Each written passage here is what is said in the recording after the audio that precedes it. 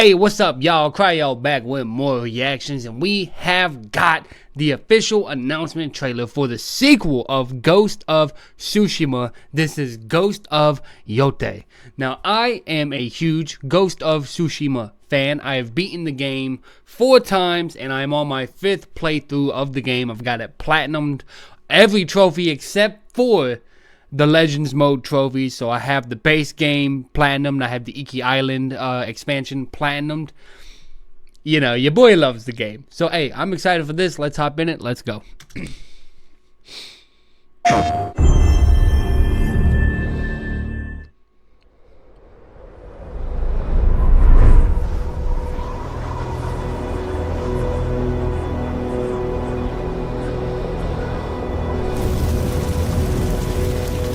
We are beyond the edge of Japan.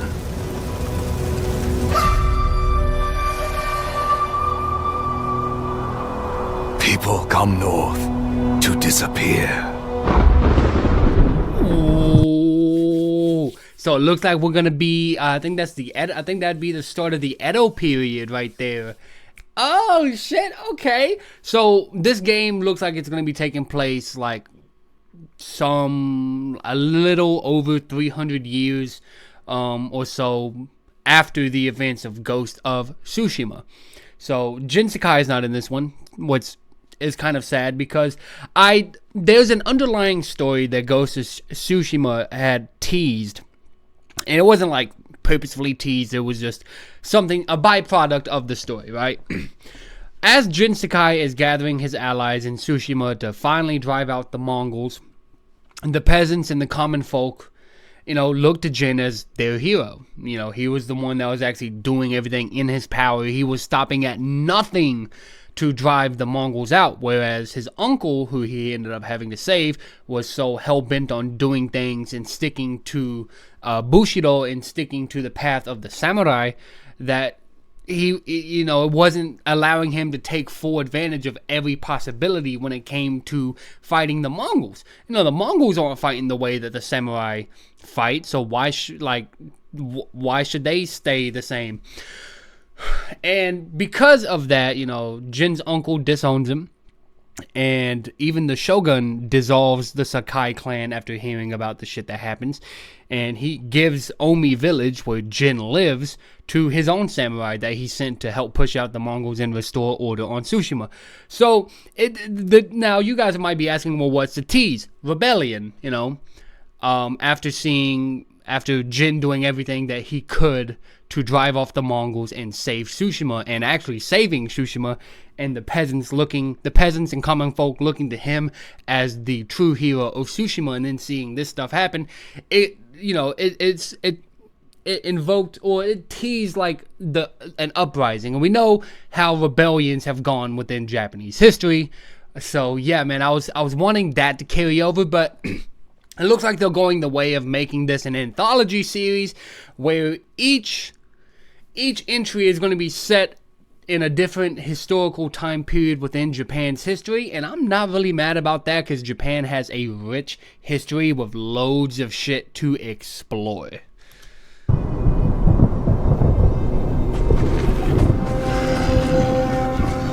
But you are hunting.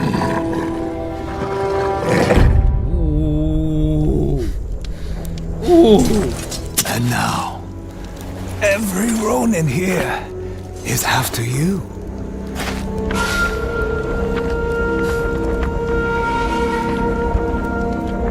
Still think you're the hunter?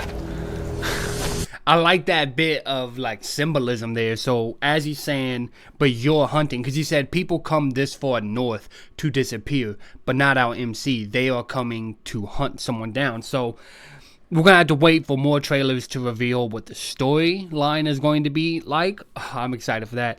Then we see, as he's talking about the hunting, we see the wolf, and we see the wolf's snout as it just got done hunting prey. And then he's like, every Ronin here is now after you. You think you're still the hunter? Asking the MC, or do you believe that you're still the predator in this situation when you have this pack, because wolves are pack animals, and we know Ronin would also like travel in groups as well, because they were like either disgraced samurai or samurai with no masters to serve, so they would often travel together and become, I think some of them, a lot of them, most cases became like bandits or mercenaries. So it's like, are you still the hunter? I like that piece of symbolism, and I wonder how that's going to play into the story.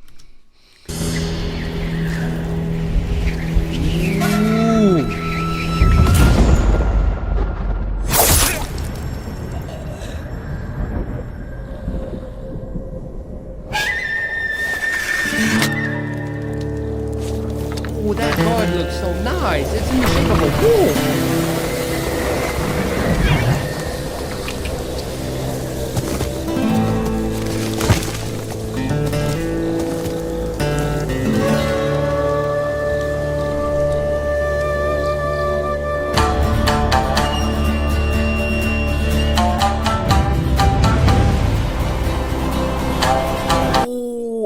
Okay, so I believe that's a shamisen on the back right there. Now, shamisen is a traditional, like, Japanese instrument, right? Now, with Ghost of Tsushima, Jin Sakai had a flute that he played, and that flute could manipulate the weather. Each of the songs you unlocked gave you a different weather condition. You had clear, you had stormy, you had foggy, and then you just had, like, I think this regular rain. So I wonder if they're... I hope they carry that mechanic over, but with the shamisen as well, because that's I mean, let's just be real. A lot of us just walked around Tsushima playing the flute, just like, and kept that shit going on repeat, on a loop. Oh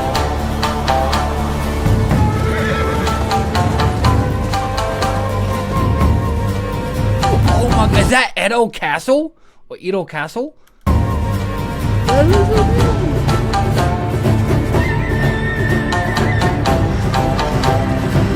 Oh, that cutscene right there with the crows. This looks like it could either be for a main story quest or the Mythic Tales. If you remember the Mythic Tales from Ghost of Tsushima, they often, they were like more important side quests, pretty much, where you unlocked something important for gameplay or combat throughout the game, like the Heavenly Strike, like draw attack, the multi-combo draw attack, the longbow, I believe, and the Way of Flame.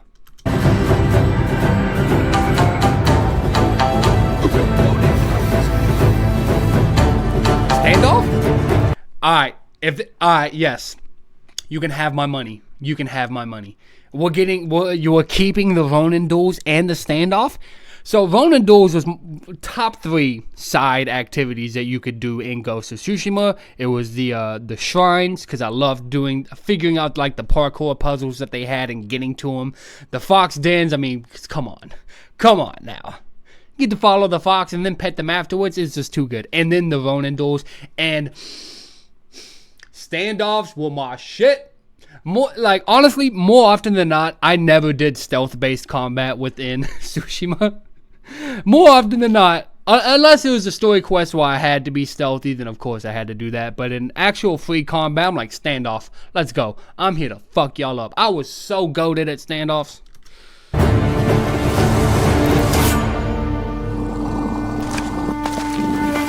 Oh, the wolf's back.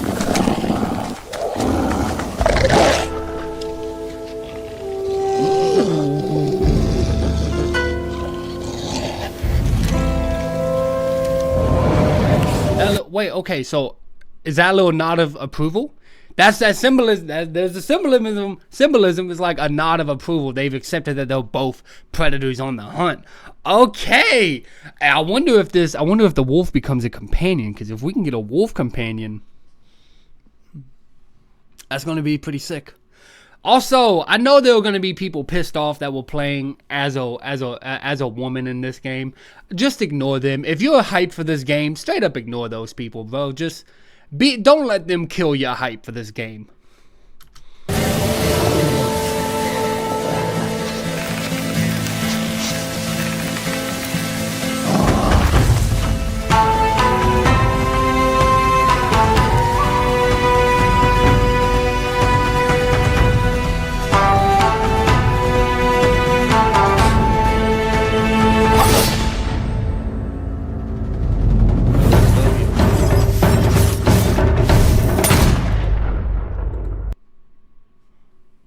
So not only are we going to be dual wielding our swords, we get a chain and sickle.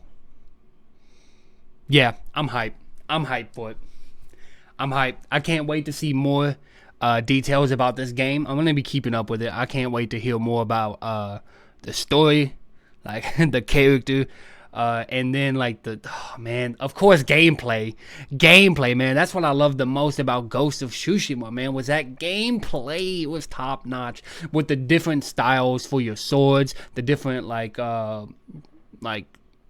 gear you can use, like the kunai, the sticky bombs, smoke bombs, even like black powder bombs. You could distract people with wind chimes, firecrackers, etc., etc.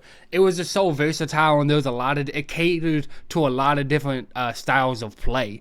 So I'm hoping this game keeps up with that. Now, like I hinted at earlier, there are going to be people pissed off about the fact that, oh, it's a woman. Well, we gotta play. Why does everything have to have a woman in it? Yada, yada, yada. Ignore them, bro. Just straight up ignore them. Those guys don't know how to have fun with anything.